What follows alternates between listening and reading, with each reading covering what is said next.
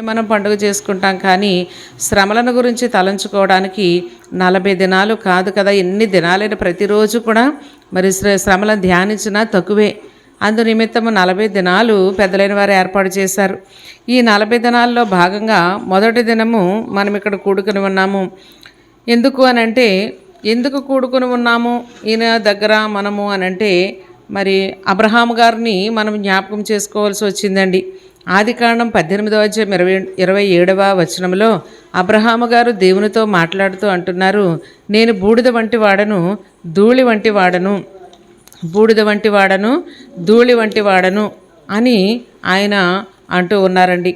అంటే అబ్రహాం గారి గురించి మనకు తెలుసు, చాలా భక్తిపరుడు, ప్రభు మాట చొప్పున మరి ఏమీ తేడా లేకుండా చేసినటువంటి ఆయన, విశ్వాసులకు తండ్రిగా ఎంచబడినటువంటి ఆయన. కాబట్టి ఆయన ఏమంటున్నారంటే, నేను బూడిద వంటి వాడను, ధూళి వంటి వాడను అంటూ ఉన్నారు. అంటే బూడిద అనగా పనికిరానిది, ధూళి కూడా పనికిరానిది. బూడిద అంటే ఇక్కడ చూడండి, మరి రెండు బూడిద అంటే భస్మములు రెండు భస్మములు అన్నారు. అంటే ఒకటి బూడిద, రెండు ధూళి. బూడిద అంటే ఏంటి? కట్టెలు, పొల్లలు అవన్నీ కాల్చినప్పుడు వచ్చేటువంటిది బూడిద. మరి మనం కింద నడుస్తున్నప్పుడు నలిగి పైకి లేచేది ధూళి. ఇలాగున 2 భస్మములు, అలాగే 2 సిలువలు. ఏమిటి 2 సిలువలు అంటే, ఒకటి ప్రభు సిలువ, రెండవది ప్రభు సిలువను ధ్యానించుచు మన శ్రమలను ప్రభు మీద వేయట మరొక సిలువ. అలాగే మూడవది 2 కన్నీళ్ళు అన్నారు. ఇది మొదటి వరుస అన్నమాట. 2 భస్మములు, 2 సిలువలు, 2 కన్నీళ్ళు. 2 భస్మములేంటి? ఒకటి బూడిద, ఒకటి ధూళి. 2 సిలువలేంటి? ఒకటి ప్రభుది, మరొకటి మన అనుభవంలోనికి వచ్చినది. ప్రభుని సిలువలో చూసినప్పుడు ఎందుకు అలాగూ సిలువలో ఆయన వేలాడారు, కారణము నేనే కదా అనేటువంటి అనుభవం మనకు వస్తే అది ఒక శ్రమ. కాబట్టి ఒకటి ప్రభు సిలువ, రెండవది మనము అనుభవించే సిలువ, మూడవది 2 కన్నీళ్ళు. 2 కన్నీళ్ళు అంటే మన పాపములను బట్టి ప్రభు దగ్గర కార్చే కన్నీరు. రెండవది ప్రభు ఎడల కృతజ్ఞత కలిగిన కన్నీరు. నేను పాపిని గనుక నీవు నన్ను రక్షించడానికి నీ మహిమంతా విడిచిపెట్టుకుని ఈ లోకమునకు వచ్చావు దేవా అని కృతజ్ఞత కలిగి కార్చే కన్నీరు ఒకటి. కాబట్టి నేను పాపిని, నేను ఇంత పాపము చేశాను కనుక నాకు శిక్ష వచ్చింది అని తలంచుకొని కార్చేది ఒక కన్నీరు. రెండవది, ఈ పాపము తీయకపోతే నేను నశించిపోదును కదా, నన్ను ప్రేమించి నా మీద పాపము లేకుండా తీసివేశావు దేవా నీకు కృతజ్ఞత అని కార్చే కన్నీరు ఒక రకం. కాబట్టి 2 కన్నీళ్ళు. ఇప్పుడు నేను చెప్పింది మీకు అర్థమైంది అనుకుంటాను. 2 భస్మములు, ఒకటి బూడిద, రెండవది ధూళి. బూడిద కట్టెలన్నీ పేర్చి కాల్చినప్పుడు కట్టెలు కనబడతాయా మనకి? బూడిద అది ఎందుకు పనికిరాదు. అలాగే మనం దారిలో నడుస్తున్నప్పుడు ధూళి లేస్తుంది కదండి, దుమ్ము అంటాం మనం దాన్ని. ఆ ధూళి కూడా లెక్కలో ఉండదు, ఎన్నిక లేనిది. మరి అది ఎందుకు పనికిరానటువంటిది. కనుక అబ్రహాం గారు ఇదే అంటున్నారు, నేను పనికిరాని వాడను నాయన, మరి ఎందుకు, కాబట్టి నన్ను ప్రేమించావు అని. అదే ఆలోచన మనం కూడా కలిగి ఉండవలసిన వారమై ఉన్నాం. అలాగే 2 సిలువలు తెలిసే కదండి, ప్రభు వేలాడినటువంటి సిలువ ఒకటి. ఆ సిలువను చూస్తూ మనము పొందిన అనుభవమే మరొక సిలువ. అంటే ప్రభు యొక్క సిలువను ధ్యానించుచున్నప్పుడు మనకు ఆ సిలువ ఆయన ఎందుకు పొందుతున్నాడు, నా నిమిత్తమే కదా, నా పాపమే కదా, నా శ్రమయే కదా అనేటువంటి భావమే ఒక సిలువ. మరి ప్రభువు అనుభవిస్తున్నటువంటి శ్రమ మన శ్రమను తీసివేస్తుంది అన్నమాట అండి. ప్రభు అనిపిస్తున్న శ్రమ మన శ్రమను తీసివేస్తూ ఉంది. అందుకని మనము ఈ సిలువ దగ్గరకు రావాల్సిన వారమై ఉన్నాం. కాబట్టి ఏమి శ్రమ వచ్చింది మనకంటే, పాపం అనే శ్రమ, వ్యాధి అనే శ్రమ, శిక్ష అనేటువంటి శ్రమ. చెప్పండి, ఇవాళ మనం ఈ సిలువ యొద్దకు ఎందుకు వచ్చాము? మన శిక్షను తీసివేసుకోవడానికి వచ్చాం. మనందరి మీద ఒక శిక్ష ఉంది, అనగా ఒక శ్రమ ఉంది. ఏంటిది అంటే పాపము. ఈ పాపం మన మీద ఉండి అనేక రకాల బాధలకు గురి చేస్తుంది మనల్ని. పాపం చేయడమే ఒక శ్రమ, పాపంలో ఉండడమే ఒక శ్రమ. పాపం మన మీద ఉన్నంతసేపు మనం అవస్థల పాలైపోతూ ఉంటామండి. కాబట్టి పాప శ్రమను తీసివేసుకోవడానికి ప్రభు దగ్గరకు వచ్చాం. అలాగే రెండవది, పాపం వల్ల ఏమొచ్చింది? వ్యాధి వచ్చింది. వ్యాధి అనేటువంటి శ్రమను తీసివేసుకోవడానికి కూడా మనం ప్రభు దగ్గరికి వచ్చాము. అలాగే ఇంకా వ్యాధే కాకుండా అనేక రకములైన శిక్షలు మన మీదకి వస్తూ ఉన్నాయి. ఈ శిక్షలు అనేటువంటి శ్రమను తీసివేసుకోవడానికి కూడా మనం ప్రభు దగ్గరకు వచ్చాం. అంటే మన మీద ఉన్నటువంటి శ్రమలన్నీ పోవాలి అంటే మనం ఎక్కడికి రావాల్సిందండి? సిలువ యొద్దకు రావాలి. కనుక మన శ్రమలన్నీ పోవడానికి ప్రభు శ్రమ యొద్దకు మనం వచ్చాము. ప్రభు శ్రమ యొద్దకు వచ్చాం. ప్రభువు పడుతున్న శ్రమలను మనము ధ్యానిస్తే మన శ్రమలు పోతూ ఉన్నాయి. కాబట్టి ప్రభువు పొందుతున్న శ్రమలను చూస్తూ మన శ్రమలను ఆయన యొద్ద ధారబోసి ఆయన శ్రమలను మనము ధ్యానిస్తే ఇవాళ మనకెంతో మేలు కలుగుతుంది. అందుకే మనందరం ఇక్కడికి వచ్చాం కదండి. అందుకేనా వచ్చాము?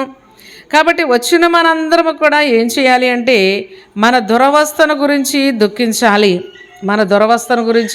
దుఃఖించాలి. ఏంటి దురవస్థ?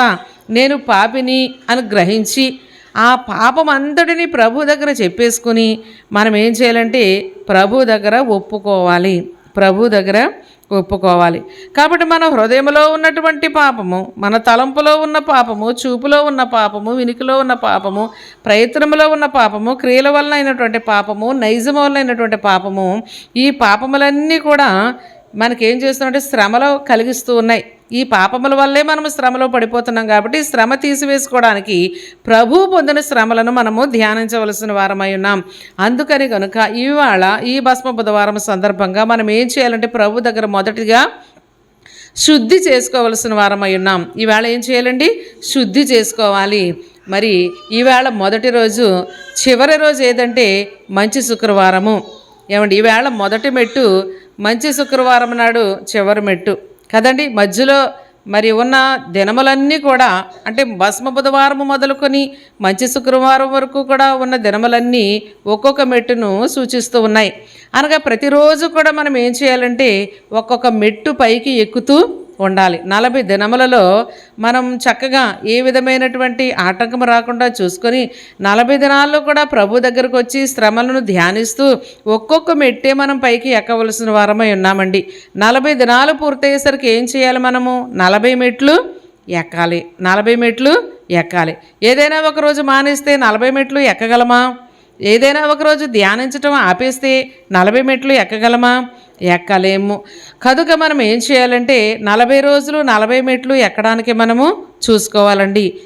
భస్మ బుధవారం నుండి మంచి శుక్రవారం వరకు మధ్యలో ఉన్న దినములన్నీ కూడా మనం ఏం చేయాలంటే ప్రభు యొక్క శ్రమలనే ధ్యానించాలి. అలాగూ శ్రమలను ధ్యానించటం వల్ల మన శ్రమలను పోగొట్టుకోగలుగుతాం.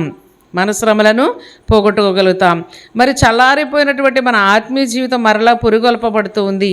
ఇదిగో ప్రభువు ఒక ఆలోచనలో ఉన్నారు. ఇదిగో మనము యెరూషలేము వెళ్ళుచున్నాము. ఆయన చూపు ఎక్కడుందండి? ఆయన చూపు ఎక్కడుందంటే యెరూషలేము మీదే. ఆయన ఆలోచన అంతా యెరూషలేము మీదే.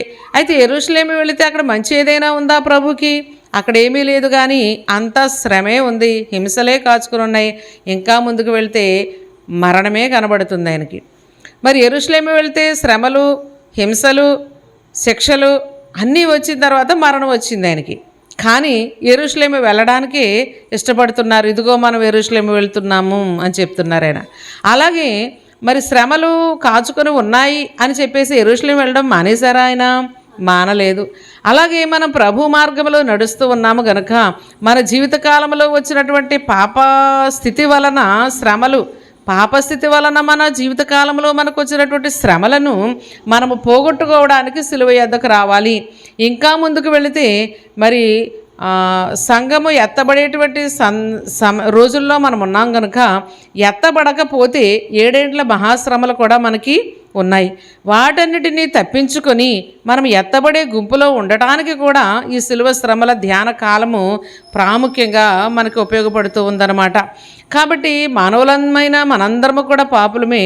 పాపం అనేది మనల్ని శిక్షిస్తూ ఉంది. ప్రతిరోజు ఏదో ఒక అవస్థ, ఏదో ఒక బాధ, ఏదో ఒక బలహీనత, ఏదో ఒక అనారోగ్యము, ఏదో ఒక చిక్కు, వీటన్నిటిని కూడా మనం ఎక్కడ పాడవేయాలి అంటే ప్రభు యొక్క శిలువ మీదే మనం పాడవేయాలి. ఇవన్నీ కూడా మన శ్రమలన్నిటిని కూడా ప్రభు యొక్క శిలువ యొద్ద మనము పారవేసి, ప్రభువా నా నిమిత్తము నువ్వు ఇలాంటి శ్రమలు పొందావని ప్రభు వైపు చూస్తూ మనం కృతజ్ఞతా కన్నీరు కారుస్తూ, ఒక ప్రక్క మన పాపస్థితిని ఒప్పుకుంటూ ప్రభు తీసివేసినందుకు కృతజ్ఞతా కన్నీరు కారుస్తూ ప్రభునే ధ్యానిస్తూ ఉంటే, ప్రభు పొందిన శ్రమలనే ధ్యానిస్తూ ఉంటే మన ఆత్మీయ జీవితం బాగుపడుతుంది. అలాగే మన జీవితంలో వచ్చే శ్రమలన్నీ కూడా తొలగిపోతాయి, సమస్యలు పోతాయి, చిక్కులు పోతాయి. కనుక మనందరము కూడా ఇప్పుడు ఎక్కడికి వచ్చాము అంటే ప్రభు యొక్క దృష్టి యెరూషలేము మీద, యెరూషలేములో పొందబోయేటువంటి ఆ యొక్క శ్రమల మీద, హింసల మీద, మరణం మీద ఎలా ఉందో ఇప్పుడు ప్రభు పొందుతూ ఉన్నటువంటి శ్రమల మీద, హింసల మీద, మరణం మీద కూడా మన దృష్టిని మనం నిలుపుకొని ప్రభువును ధ్యానించవలసిన వారమై ఉన్నాము. కనుక ఇప్పుడు మనము ఇది మొదటి దినముగా మనం ఎంచుకొని, ఇది మొదటి దినము గనుక ప్రభు దగ్గర మనందరము కూడా మరి 40 దినములు ఏకగ్రీవముగా, ఏకభావముతో ప్రభు యొక్క శిలువను ధ్యానిస్తూ మనం ముందుకి నడుద్దాం. కనుక మనందరికీ అర్థమైంది. ఇప్పుడు భస్మం అనగా 2 రకములు, 2 భస్మములు, ఒకటి బూడిద, రెండవది ధూళి. ఇవి 2 కూడా ఎందుకు పనికిరానివే. అబ్రహాం గారు ఇలా ఎంచుకున్నారు, నేను బూడిద లాంటి వాడను, ధూళి లాంటి వాడను, దుమ్ము లాంటి వాడను. మనము కూడా అంతగా తగ్గించుకొని, దేవా ఎందుకు పనికిరాని నన్ను ప్రేమించి నా పాపమును తీసివేయడానికి, నా శిక్షను భరించడానికి నీవు వచ్చావు తండ్రి అని మరి ప్రభు దగ్గర మనం కృతజ్ఞతతో మరి మనం ఒప్పుకుంటే మనము అబ్రహాం గారి వరుసలోనికి మనము వెళ్ళగలుగుతాం. అలాగే ప్రభు యొక్క శిలువను మన మనోనేత్రాలతో చూడాలి. మరి మన దృష్టి ఎప్పుడు కూడా దేని మీద ఉంటుందంటే లోకం మీద ఉంటుందండి. మన దృష్టి ఎప్పుడు కూడా లోకం మీద ఉంటుంది, లోక కార్యాల మీదే ఉంటూ ఉంటుంది. కానీ ఈ 40 దినాలు కూడా మన దృష్టి ఎక్కడ ఉండాలండి? ప్రభువు పొందుతూ ఉన్న శ్రమల మీదే ఉండాలి. ఆ శిలువలో ఆయన పొందుతున్న వేదననే మనము చూడాలి. దాన్ని బట్టి మనము కృతజ్ఞత కలిగి ఉండాలి. కనుక మనసులో అలాంటి భావన, అంటే ప్రభు శిలువను ధ్యానిస్తూ మన అనుభవంలోనికి ఆ యొక్క శిలువను తెచ్చుకున్నప్పుడు మరి ప్రభుకి ఎంతో సంతోషం కలిగి మనకు ఆదరణ కలిగిస్తారు. ఆయన ఆదరణే మన శ్రమను నివారిస్తూ ఉంది. కనుక అలాగనే 3వది 2 కన్నీళ్ళు అనుకున్నాం. మన పాపములను బట్టి దుఃఖిస్తూ ప్రభు దగ్గర ఒప్పుకోవటం ఒకటి, రెండవది ప్రభు మీద కృతజ్ఞత కలిగి, ఇంత గొప్ప కార్యము నన్ను ప్రేమించి నన్ను ఇలాగూ చేసావు దేవా అని ప్రభు మీద కృతజ్ఞత కలిగి కన్నీరు కార్చడమే ఒక కన్నీరు. ఇలాగున మనము 2 రకములైనటువంటి కన్నీళ్లు కారుస్తూ 40 దినముల ఉపవాసములు పూర్తి చేసుకొని చివరికి 40 మెట్లు ఎక్కి ప్రభు శిలువ దగ్గర ఆ రక్తములో కడగబడి ప్రభు యొక్క రూపమును సంతరించుకునే స్థితి ఈ మండల కాలంలో ఉన్నది. కనుక పెద్దలైన వారు 40 దినముల ఉపవాసము మనకు చెప్పారు. కాబట్టి ఉపవాసము చేస్తూ ఉండగా మరి పగలంతా మనము ఆయా పనుల్లో ఉండినప్పటికీ మరి రాత్రికాల సమయం ఉపవాసం ఉండి దైవ సన్నిధిలో ఏకీభవిస్తున్నాం. కనుక పగల పనులు చేస్తున్నప్పటికీ కూడా మనోనిదానము చెదరకుండా శిలువ మీదనే దృష్టి నిలుపుకొని మనం ఈ 40 దినములు కూడా ఉండవలసిన వారమై ఉన్నాం. మరి భక్తులైన వారు 40 దినాలు, మోషే గారు, ఏలియా గారు ఇలాంటి వారు 40 దినాలు ఉపవాసం చేసినప్పటికీ వారు ఎంత మాత్రము చిక్కిపోలేదు, వారి బలము తగ్గలేదు. మరి ఉపవాసం చేస్తే మనం చిక్కిపోతామేమో, మన బలం తగ్గిపోతుందేమో మనం అనుకోవద్దు. కానీ మరి ఖచ్చితంగా దీన్ని కరెక్ట్గా మన మనసుతో, మన హృదయంతో ఆచరిస్తే మన ఆత్మకు బలం వస్తుంది, శరీరమునకు కూడా బలం వస్తుంది. పోవలసిన చిక్కులన్నీ పోతాయి, రావాల్సిన మేళ్ళన్నీ వస్తాయి. మరి ఇది అల్లాటప్పగా చేస్తే మాత్రం అంత ఫలింపు అయితే ఉండదు. కానీ ఖచ్చితంగా మాత్రం మనం చేయవలసిన వారమై ఉన్నాం.